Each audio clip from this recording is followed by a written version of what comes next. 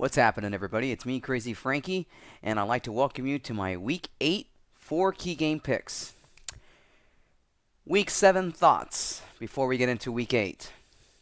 Obviously, the headline from last week was Peyton Manning breaking Brett Favre's touchdown record. And I must say, for a guy who's been in the league now for over 10 years, even though, there's always a lot of skepticism. Will he go down as the greatest NFL quarterback of all time? Everybody's saying, it's Tom Brady. It's going to be, Drew Brees, or it's going to be, Aaron Rodgers, or probably people from the past, people saying maybe John Elway was the greatest quarterback, or Joe Montana. I mean, you could certainly put Peyton Manning in a category, definitely, as maybe one of the greatest quarterbacks of all time. And especially the fact that he's breaking a record like Brett Favre's. I mean, we all know Brett Favre was a gunslinger, and he really just liked to air the ball out, just throwing touchdown passes. But really, Peyton Manning just took it to a whole nother level in his career, and it'll definitely go down, in my honest opinion. Basically, he will definitely be in probably my top 10 as probably one of the greatest NFL quarterbacks of all time. Anyways, other thoughts from week number 7. We had some great finishes, I will say that. Three of the games that had last minute finishes, in other words, last minute scoring plays to win the game. Of course, Buffalo had theirs against the Minnesota Vikings, that they scored a late touchdown in the end. Same thing with the Lions, as they beat the Saints, and beat the Saints in the last second. And Kansas City beating the Chargers on a last second field goal. So yeah, it definitely had a lot. I have to admit, a lot of these games were pretty exciting. How about the defending champions Seahawks getting humiliated by the Rams last Sunday? I gotta say about the Seahawks right now, they seem like a team that is vulnerable now.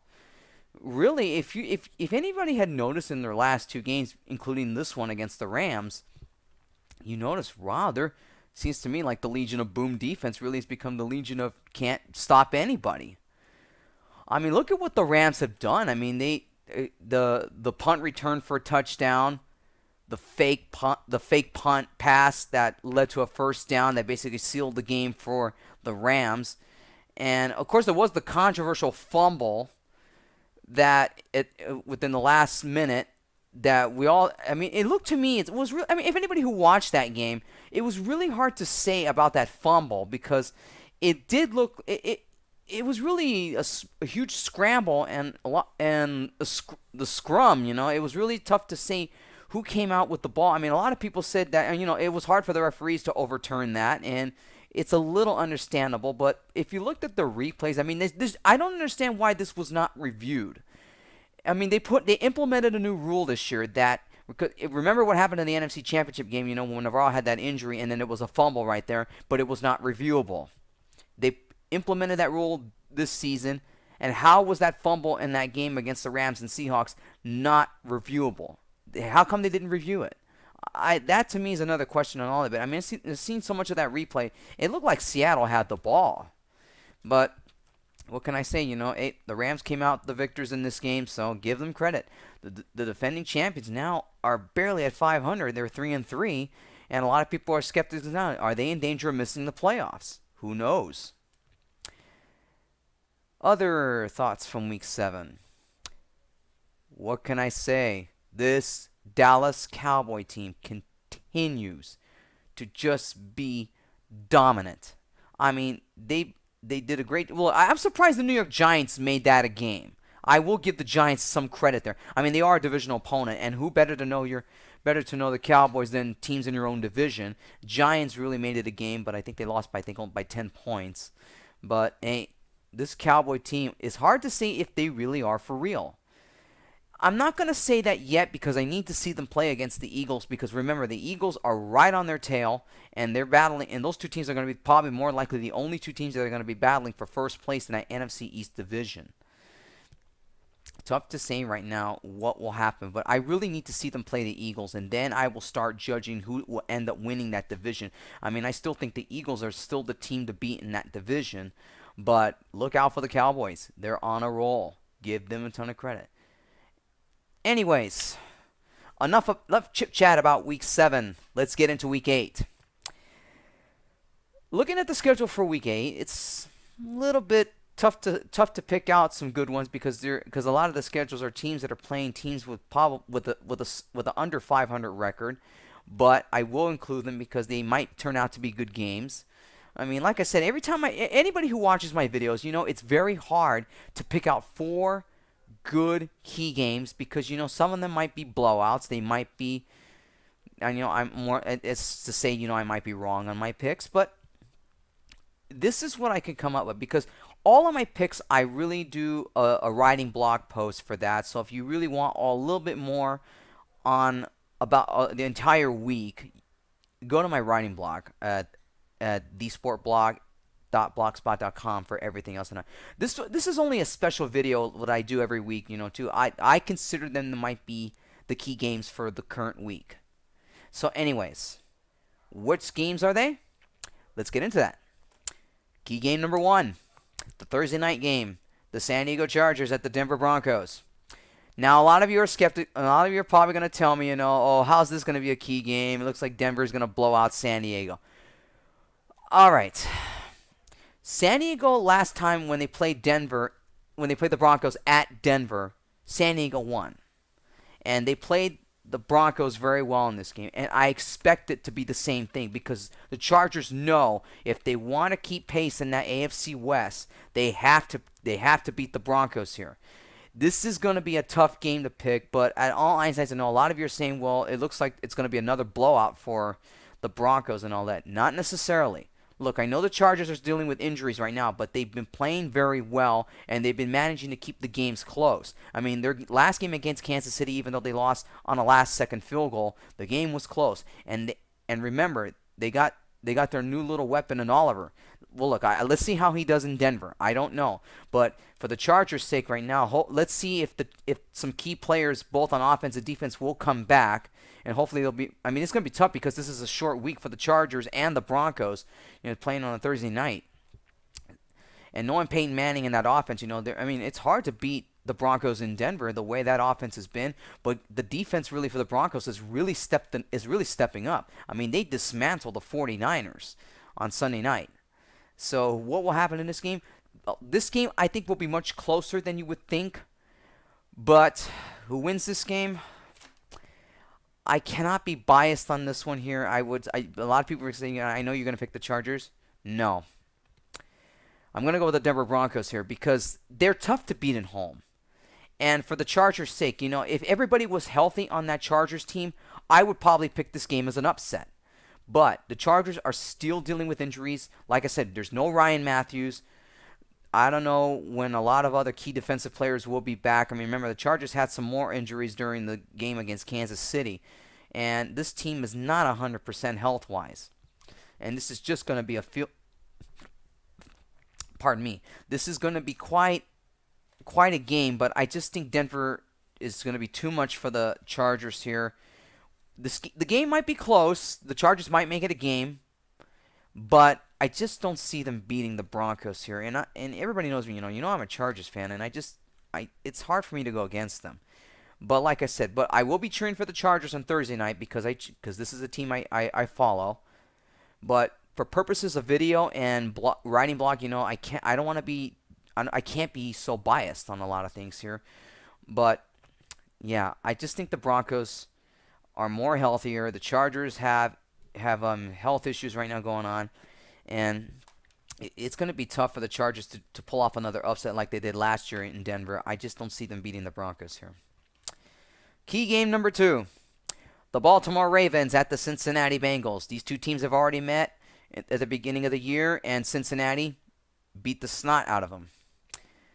That game was in Baltimore, and this one's in Cincinnati. Now, Cincinnati's been on a 3-game losing streak, and they know this is a game they have to have in order to keep pace with the first-place Ravens. The Ravens are playing extremely well. Their offense is really intact. Their defense is playing strong. Joe Flacco in his last 3 games has been very good. So, if you're gonna say, I mean, this might be a quick pick here because I just don't know what's going on with the Cincinnati Bengals team. I mean, they're not running the ball effectively. Andy Dalton has gotten sacked a lot more in the last 3 games, and their offensive line, to me, they just fell apart. I mean, in their last game against the Colts, they got no points. I really cannot trust the way the Cincinnati Bengals have played in their last 3 games. And the way the Ravens are playing right now, I just don't see. I mean, because the reason why I'm saying this is a key game, because this is a divisional game, and the Bengals are trying to keep pace with the Ravens here. But who wins this game? You got to go with the Baltimore Ravens. The Ravens are just playing extremely well. The Bengals right now, I just don't know what Bengal team is going to show up. I mean, they were lucky to be in a tie. They got into a tie with the Panthers, and in all hindsight, they should have won. They should have beaten the Panthers 2 weeks ago. But the way the Ravens are playing right now, it's hard to go against them. I mean, the Ravens team, they're just playing very well. And if Cincinnati can't figure out their offense and make some key stops defensive-wise, it's kind of going to be a long game for the Bengals here, even though they're at home. And I think the odds makers have the Bengals as an underdog, I think. Let me take a look. No, they actually are favored by 1.5 points. Tough to say on that one. I mean, a lot of people say, well, it might be a close game, but I just think the Ravens have more to have. They're a little bit more complete than the Bengals are, so I'm not going to go against the Ravens in this one. Ravens over the Bengals. Key game number 3, the Battle of the Birds, the Eagles at the Cardinals. The Eagles are coming off they're coming off their bye week. I mean, of course, in the last game they dismantled the Giants. The Eagles know they cannot underestimate this Arizona Cardinals team. The Cardinals are playing extremely well. They have sole possession of first place in the NFC West. And it's tough to say what this Cardinal team will do. I mean, right now they're shuffling quarterbacks. I mean, you had Palmer and then Stanton. And I think Palmer will get the start for this game because I know they're juggling they've been juggling quarterbacks offensive wise, but it just seems to me even if they juggle quarterbacks, this Cardinal offense is just pretty darn good. I have to give them credit. But for the Eagles' sake, if they're going to beat the Cardinals here, the Eagles have to run the ball more, keep running the ball. Keep running the ball, keep the pressure off of Foles, and I guarantee you the Philadelphia Eagles will probably win this game. So, who hindsight wins this game? I'm going to go with the Philadelphia Eagles here. The Eagles, coming off a bye, their record is very good, and they should be pretty well rested. I mean, they should be pretty much rested now and ready to play. And the Cardinals, I mean, for the Cardinals' sake, because they only had one loss this year, and that was against I think it was against the Giants. I don't remember which game that they lost to, but anybody who comments on my YouTube channel, go ahead and correct me. I'm cool with it. But anyways, but I just think the Cardinals have not seen the running game like the Eagles have. I know I criticized the Eagles running game at the beginning of the year, but it seems to me now they're being more effective now. They're using McCoy a lot. So I would say the Eagles beat the Cardinals here in a very close game. I expect this game to be a shootout. I think it will be a shootout because both offenses are playing exceptionally well. Defensive-wise, both teams kind of do have issues, but I think to me this is going to be an offensive game here. I expect this game to be a shootout, but I think the Eagles and the running game I think is going to overshadow Arizona. I like the Eagles in this one. I'm going to go with the Eagles over the Arizona Cardinals. Key game number 4, the Sunday night game. The Green Bay Packers at the New Orleans Saints. Why do I say this is a key game when the Saints are 2-5? Or 2-4. No, 2-4. Well, what about, they're at home and all that stuff? All right, look.